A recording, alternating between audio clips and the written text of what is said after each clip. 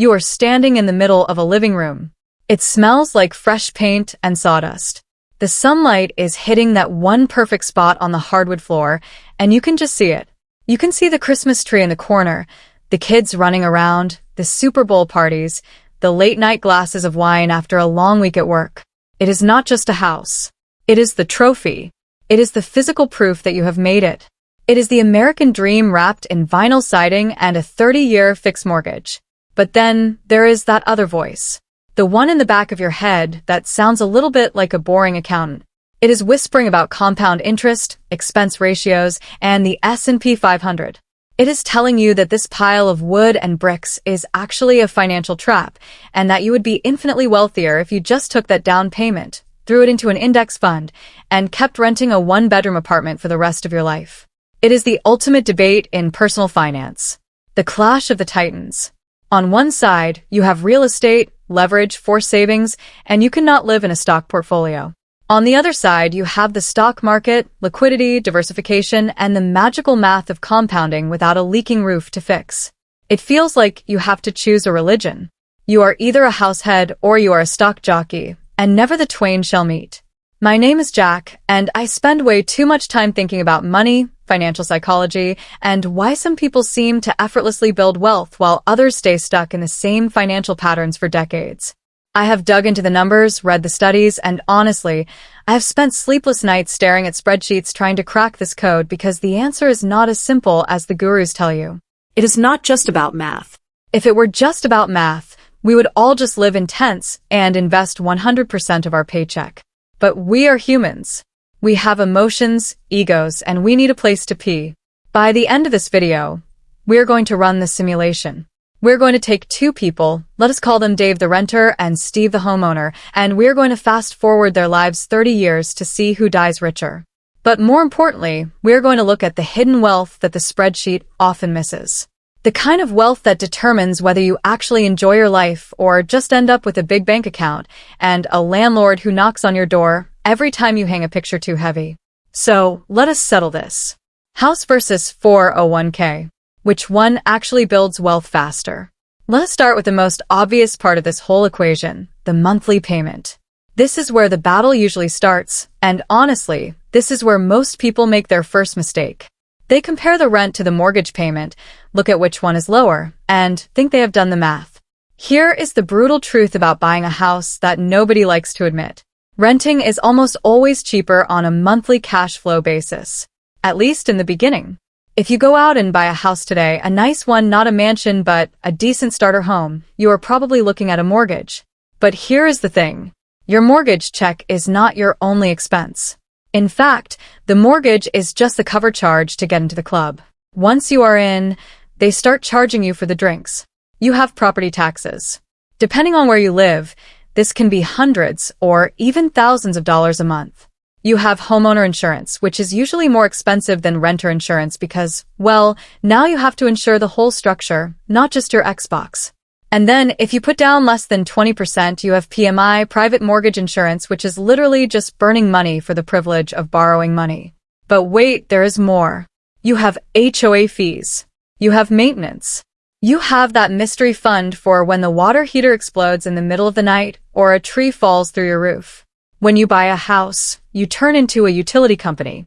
You are the landlord now, and you do not get to charge yourself rent. So, let us look at the numbers.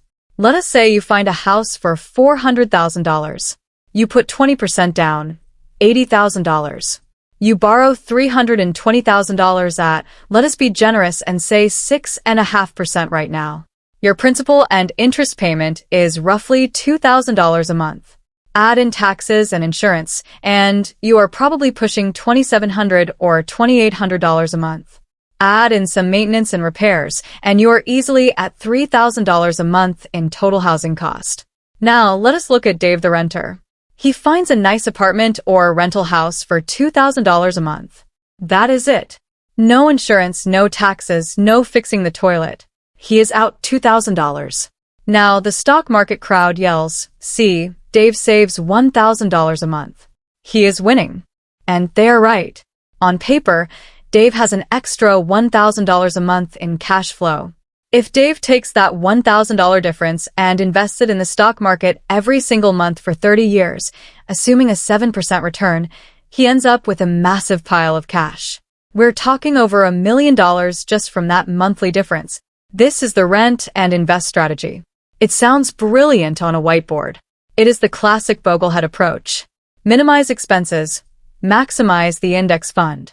But here's the first psychological trap, and it is a big one.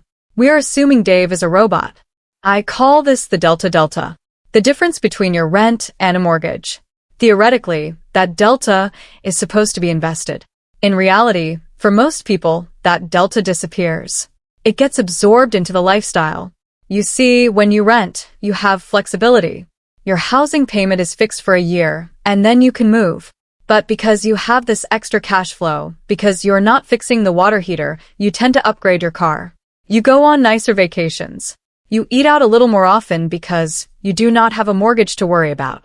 The rent and invest strategy requires an immense amount of discipline. It requires you to treat the money you saved on rent as sacred wealth-building capital, and not just fun money. This is where the house has a secret weapon. It is a weapon that feels terrible, but it actually works. It is called a forced savings plan. When you buy a house, you do not have the option to spend the money on a boat. The bank takes the money. Every single month, you send them a check. And a portion of that check, admittedly a very small portion in the beginning, goes toward the principal. You are paying down your debt. You are forced to reduce your liabilities. Steve the homeowner pays $3,000 a month. It hurts. He groans when he sees the auto draft leave his account.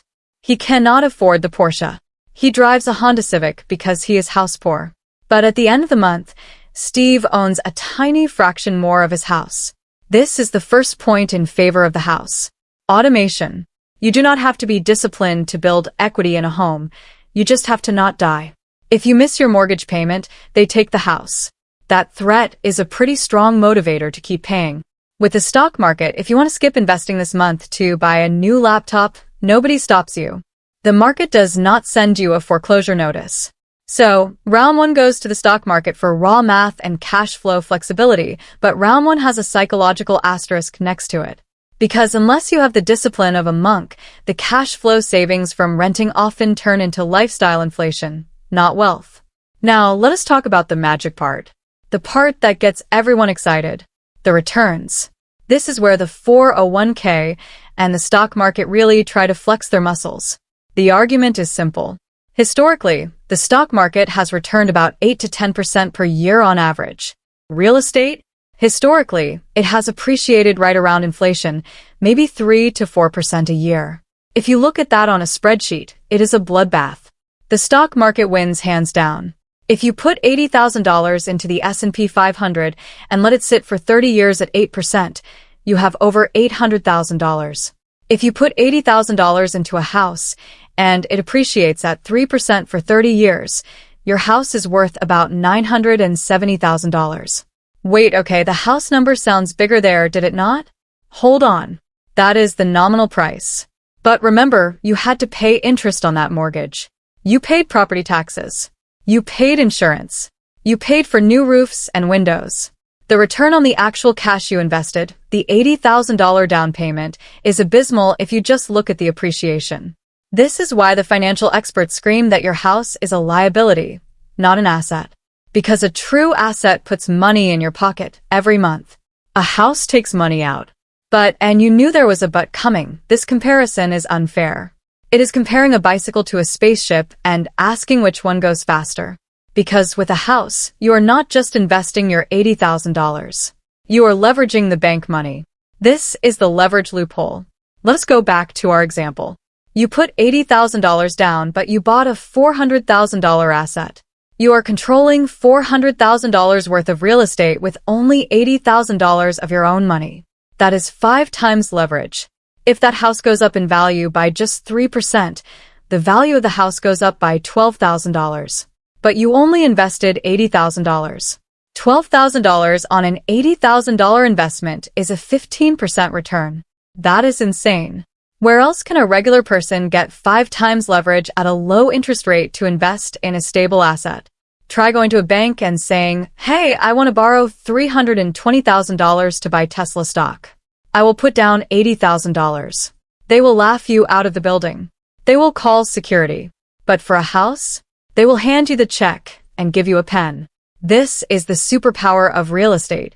You are using other people's money, the bank money, to inflate your own wealth. When inflation hits and the price of everything goes up, milk, gas, lumber, your house goes up too. But your mortgage payment stays the same, assuming you have a fixed rate. You are essentially shorting the dollar and long on hard assets. It is a hedge against the very machine that is printing money. Now, can the stock market do leverage? Sure, you can buy on margin or use options. But that is risky. If the market dips, you get a margin call and you lose everything. If the housing market dips, the bank does not ask you to pay the mortgage off immediately. You just keep living there. You have time to wait it out. The bank cannot margin call your bedroom. So, when it comes to returns, the 401k gives you high, consistent, compound returns without the hassle. But the house gives you a leveraged bet on inflation that is subsidized by the government and protected by the banking system. It is a tie, but for very different reasons. The stock market wins on pure compounding math. Real estate wins on leverage and inflation protection. Okay, we need to talk about the tax man. Because this is where the house really starts to pull ahead, or at least where the 401k starts to show its cracks. The 401k is great. You put money in pre-tax. It grows tax-deferred. You pay taxes when you take it out in retirement. It is a good deal. It delays the pain. But the house? The house offers benefits that the stock market simply cannot match in the accumulation phase. First, the capital gains exclusion. This is the holy grail of tax hacks. If you buy a stock and it goes from $100 to $1,000 and you sell it, you pay capital gains tax. You pay the piper. But if you live in your house for 2 out of the last 5 years, and this is per person, so if you are married, it is huge, you can sell the house and pay 0 capital gains tax on the first $500,000 of profit. That is $500,000 of tax-free wealth. Do you realize how hard it is to get $500,000 tax-free in the stock market? It is incredibly hard. In our example, if the house goes from $400,000 to $900,000 in 30 years, that is a $500,000 gain. If it is a stock, you might owe $100,000 in taxes to the government. If it is your primary residence, you owe nothing. Zip. Zilch. Nada. You walk away with a wheelbarrow full of cash, and the IRS waves at you as you leave. Then there is the mortgage interest deduction. Look, I am not a huge fan of this one because you have to pay $1 of interest to save 25 cents in taxes. That is still a net loss. But in the high-earning years, it does help soften the blow of that massive mortgage payment. The 401k has a limit, too. You can only put so much in. In 2024, the limit is what? $23,000? Something like that. If you make $300,000 a year, you cannot hide all your money in a 401k. You are going to get taxed on the rest. With a house, there is no limit on how much principal paydown you can earn tax-free. Every time you make a mortgage payment, you are paying yourself. That increase in equity is not a taxable event. You do not get a 1099 form saying, "Hey, you paid down your mortgage by $1,000 this month. Pay us taxes on that." No. It happens in the shadows, silently growing your net worth without the taxman reaching into your pocket. Let's take a breath. We have talked a lot about numbers, returns, and taxes. But my name is Jack, and I spend way too much time thinking about human psychology. And if we ignore the psychological reality of these two assets, we are missing the point. There is a dark side to the house. A side that the real estate is the best investment ever crowd does not like to talk about. It is the lack of liquidity and the money pit phenomenon. Your 401k is liquid. Well, relatively. If you absolutely, positively have to get cash in an emergency, you can get it. It might have penalties, but you can get it. It is a number on a screen that you can convert into cash. You cannot liquidate a bathroom. You cannot sell the garage to pay for a medical emergency. Selling a house is a nightmare. It is a 6-month process of cleaning, painting, staging, finding an agent, negotiating, and hoping the buyer does not back out at the last minute because they do not like the color of the front door. And then there is the maintenance. We touched on this, But let us go deeper. The 401k is passive. You set it, you forget it. The companies inside it do the work. They build the products, they sell the services, they innovate. You sit back and collect the check. A house is a job. You are the property manager. When the tenant breaks the window, you have to fix it. When the lawn grows, you have to cut it. When the foundation cracks, you have to write a check that hurts. This is what I call mental drag. Have you ever been a renter? It is carefree. The AC breaks? You call the landlord. He comes over, fixes it, and leaves. You pay nothing. You go back to watching Netflix. As a homeowner, that AC breaking costs you $5,000 and ruins your month. It causes stress. It causes fights with your spouse. It creates cortisol. Stress is expensive. If you invest in the stock market, you buy peace of mind. You buy the ability to move across the country for a better job in 2 weeks. You buy the ability to downsize or upsize instantly. A house anchors you. It literally has a foundation. It is heavy.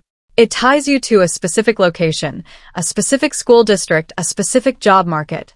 If the local economy collapses, think Detroit in 2008 or some of these Rust Belt towns, your $400,000 house becomes worth $100,000. Your 401k, however, if it is in the S&P 500, is diversified across the entire economy. It does not care if your town goes bust. It cares about the global economy. Now, let us run the simulation. We have teased it enough. Let us look at the real-world scenario after 30 years. We have Dave the renter and Steve the homeowner. Dave starts with $80,000, his down payment that he did not use. He invests it in the S&P 500. He also invests that $1,000 a month delta that he saves by renting. Remember, rent is $2,000. Steve housing cost is $3,000. Dave is disciplined. He sticks to the plan. Steve buys the $400,000 house. He puts $80,000 down. He pays $3,000 a month total for housing. He does not invest the extra $1,000 because he does not have it. He pays his mortgage, and let us say his house appreciates at 3%, right along with the historical average. Fast forward 30 years. Who has more money? Dave S&P 500 investment. He started with $80,000, added $1,000 a month for 30 years. At 8% return, he is sitting pretty. He has got roughly $1.9 million in his brokerage account. Plus, he has been renting, so he has no house. But he has nearly $2 million liquid. Steve house. He bought it for $400,000. At 3% appreciation, it is now worth roughly $970,000. But wait, he has been paying for 30 years. He owns it outright. No mortgage. So his net worth is $970,000. In this purely mathematical scenario, Dave wins. He has nearly double the wealth. This is the case the rent and invest crowd makes. They look at this $1.9 million versus $970,000 and say, see, renting is smarter. But, and this is the most important part of the entire video, we are missing one massive variable. Living costs. The simulation stops at year 30. Dave is 65. Steve is 65. Dave has $1.9 million. That is great. But guess what Dave still has to do? He has to pay rent. He does not own a roof. If he wants to live in a similar house to the one Steve owns, a $970,000 house, what is the rent going to be? Probably $4,000 or $5,000 a month in 30 years, adjusted for inflation. Dave has to draw down his $1.9 million to pay rent. Every single month, his nest egg shrinks to keep a roof over his head. Steve lives for free. Well, almost free. He still pays taxes and insurance, maybe $800 a month. But no rent. No mortgage. He has a paid-off asset that provides him with housing. This is the imputed income. The house generates value not by giving you cash, but by saving you from having to spend cash. If we adjust the math to account for the fact that Steve has rental income equivalent to the rent he does not have to pay, the numbers get incredibly tight. Depending on the assumed appreciation of the house versus the stock market, and depending on tax rates, it often ends up being a dead heat. In scenario A, the stock market wins by a hair. In scenario B, the house wins by a hair. Why? Because they're doing different things. The 401k is a pure wealth accumulator. The house is a wealth consumption hedge. So what is the answer? Which one builds wealth faster? If you are looking at a spreadsheet, the 401k is the mathematical winner. It is the Ferrari. It is faster, sleeker, and sexier. If you have the discipline to invest the difference, and you do not mind the risk of the market, you will likely end up with a higher number on a screen. But if you are looking at real life, the house is the winner for most people. Why? Because of human nature. My name is Jack, and I have seen too many people try to be Dave the renter and fail. They save the down payment, they start renting, and they buy the boat. They upgrade the car. They do not invest the delta. They reach 50 years old with $50,000 in their 401k and a landlord who is selling the building they live in, forcing them to move. The house works because it forces you to save. It turns your housing expense, which you have to pay regardless, into an asset. It automates the wealth building process. Think about the 401k. You have to opt in. You have to log in. You have to choose the funds. A lot of people just do not. They opt out. They say, I will start next year. Next year never comes. You cannot really opt out of a mortgage payment. Not if you want to keep the house. There is also the utility factor. Wealth is not just a number in a bank account. Wealth is the ability to live life on your terms. The 401k provides financial freedom, but the house provides lifestyle freedom. When you own a home, you can paint the walls black if you want. You can get a Great Dane. You can plant a garden that you know you will get to harvest from in 5 years. You put roots down. You become part of a community. There is an intrinsic value to stability that a compound interest calculator cannot measure. If you are the type of person who moves every 3 years, the house will destroy you. Transaction costs, realtor fees, closing costs, moving trucks will eat your equity alive. In that case, the 401k is your best friend. But if you are the type of person who wants to settle down, who wants to know that when you are 80 years old, nobody can kick you out of your home, then the house is the most powerful wealth building tool you have. So where does this leave us? Is it a tie? No, it is not a tie because the question was not which is mathematically superior. The question was which builds wealth faster? The answer is the one you actually stick with. If you try to do the rent and invest strategy, but you do not have the discipline to invest the delta, you lose. You lose badly.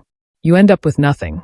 If you buy a house you cannot afford, and you are house poor and cannot contribute to your 401k because your mortgage is eating you alive, you lose. You end up house rich and cash poor, which is a terrible place to be. The secret sauce, the hidden strategy that nobody talks about, is that you should not view them as enemies. They are teammates. The best financial life I see is the one where you buy a reasonable house, one that does not stretch your budget to the breaking point, and you max out your 401k at the same time. Use the house to force savings and hedge inflation.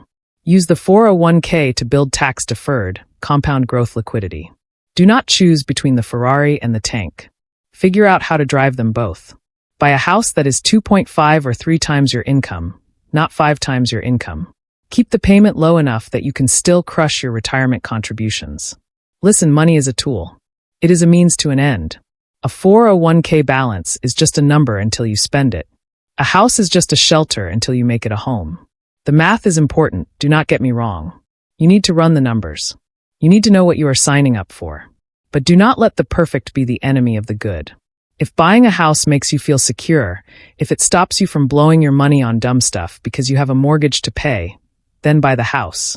You will build wealth just fine. Game is played on a wooden porch or on a trading floor does not matter nearly as much as showing up to play it.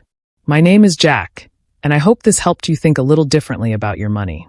Now, go check that allocation, run your own numbers, and start building the life you actually want. Thanks for watching.